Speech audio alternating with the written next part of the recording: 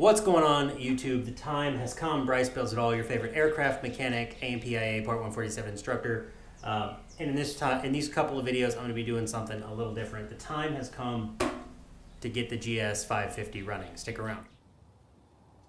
So, get the GS550 running sounds very easy, but we have a very, very long way to go between here and between there. The wiring harness is not in it, the tank is not bolted down, the clutch does not engage, and so on and so forth. So I'm going to do as much as I can to get the wiring harness in, to get a battery in it, to get power to the ignition. Once I have power to the ignition, I'll spray some starting fluid in it, see if I can get it to pop. If I can get it to pop, I'm going to try to get a little bit of gas in the tank, get the carburetors back on it, maybe clean them up a little bit, and see if I can actually get it started and running. If I can get it started and running, I will bleed the brakes on the front, and if it will stay running, I might take it for just a little bitty spin around the neighborhood before I start a full build on it. So I will embrace my inner biker and drink a beer while I do this. This one is a Shiner Bock Prickly Pear. It's actually really good. It's a very good like summer drinking beer, and although it's only spring, it is like 95 degrees today, so why not? But first things first, I might throw you guys on a time lapse. I have a whole bunch of old parts in this bin right here. I've got the old levers. I'm gonna have to use the old clutch lever because the new clutch lever isn't working, but I do have the old levers. I have the old headlight bucket. I've got all the old switches, which I'll definitely need these to get it started, so I'll end up probably getting those back on the bars. For now, somewhere buried in here is the wiring harness. This is the ignition switch. So I'm just going to start by putting that back in, throwing a 12-volt battery in it, and seeing if I have power. If I have power, then we'll see if we can get it to kick over. Okay, it's all sort of wired back together. I realize this is laying here. This is just the the headlight, turn signals, all that. This is my ignition coil wiring from my condensers here. Got my gauges wired. I've got a lawn and garden battery in it. No, this is not the right battery, but it is the one that I have in it. I need to plug this in. That's the brake light. Don't really need to plug this in just yet. But anyways, that's taken care of.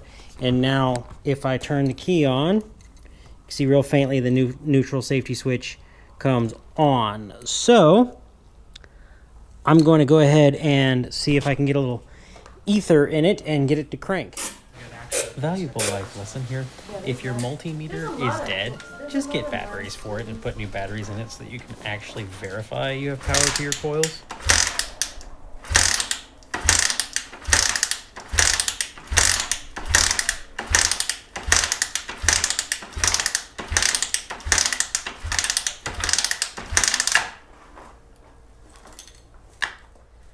No dice. I don't think I'm getting power to the coils. That, or I'm just not kicking hard enough. So I'm going to try to wire up the starter relay and use the starter instead of kicking this thing, and see if that helps. I don't know that it'll pop over at all.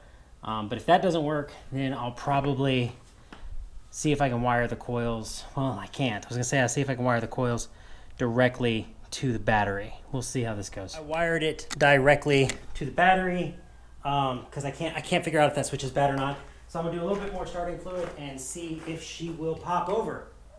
Let's give this a shot.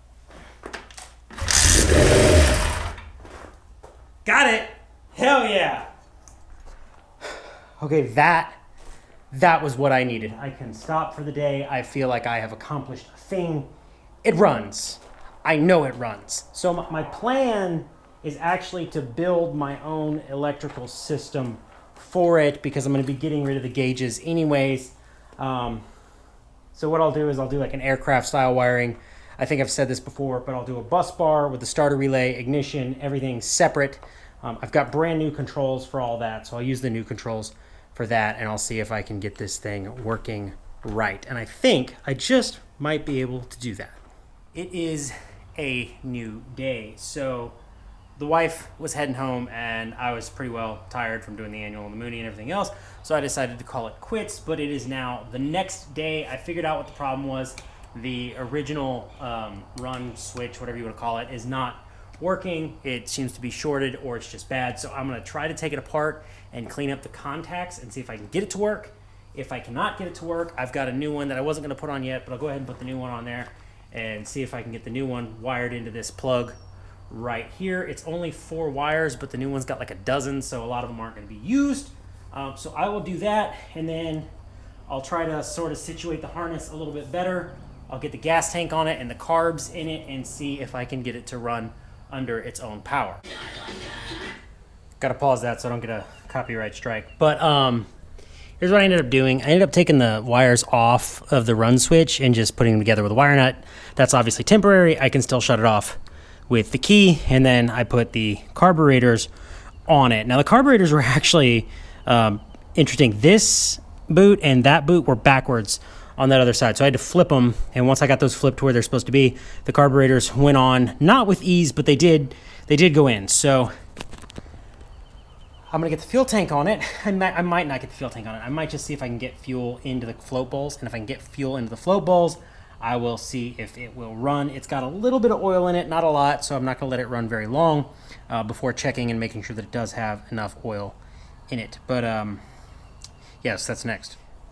Okay, I know I didn't record it. I do apologize.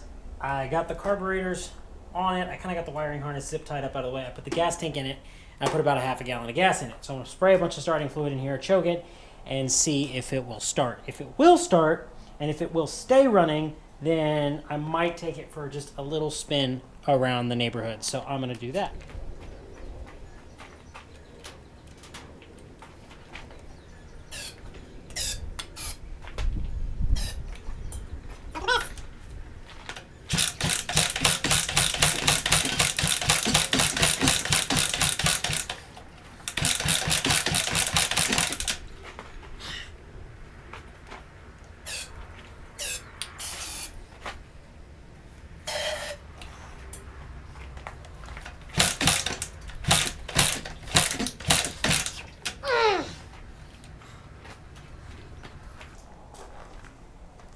I keep kicking my shin right here, and it's really, really annoying. As it turned out, the coil was not getting power again. This wiring harness is just awful. So I rewired the coil, and let's see if I can get it to run one more time.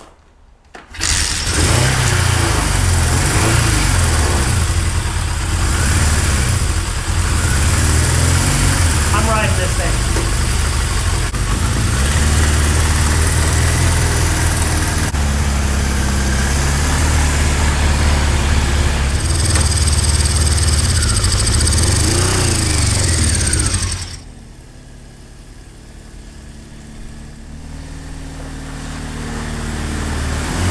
Wrote it, technically. So that's gonna do it all for this video. I realized it was kind of weird how I filmed things. I kept forgetting to turn the camera on. I was gonna do time lapses and then just forgot about it because I was jamming to music. That tends to happen. But I wrote it, albeit not very well. It will only run on the choke. So I basically wrote it on the choke, reaching over. If I pulled the choke up, the RPMs would come up and I could sort of release the clutch and get rolling, and then put my hand back on the bar. I shifted, did the same thing. I had to pull the clutch in, pull the choke up to get it to rev up, and then release the clutch. And it did die on me on the way back, but I was able to get it into first, put the choke up, release the clutch to pop start it, pull the clutch back in, let it rev up, and keep going. But that proves that it runs, and at least goes through 2 gears, so that means I am ready to do what I want to do, which is I'm gonna go ahead and gut this wiring harness. It's absolute garbage. Everything's just falling off. None of the connectors work. That's kind of why it wouldn't start for the longest time.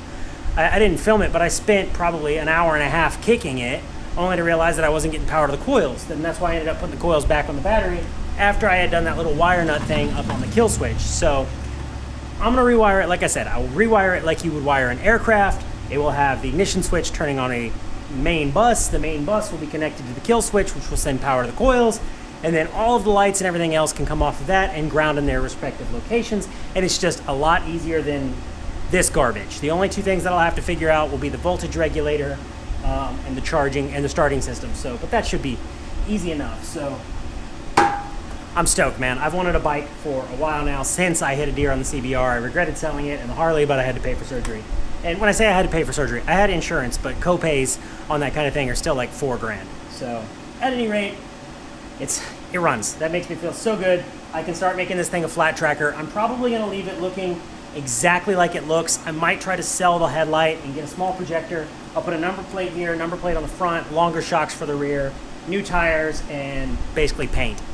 And the first version, I'm not gonna rebuild the engine. I'm not gonna do anything with it. I'm just gonna get it running, get rid of this seat. I might do like a flat tracker style fairing for it, maybe a single exhaust, but keep it simple, keep it cheap, because I've decided I want to take it to the Hill Country Rally for kids this year, regardless of what shape it is, but I'd like to be able to ride it there. So I don't want to get ahead of myself and do too much. I'm going to build it in such a way that I do a little bit, ride it, do a little bit, ride it, so on and so forth. So if you like the video, make sure you leave me a like, leave us a comment, subscribe, all that good stuff. I realize this is not an aircraft video, but you will probably be seeing a lot more of this kind of stuff because I'm sort of out of big airplane projects for the moment. So as always, go build something and be easy.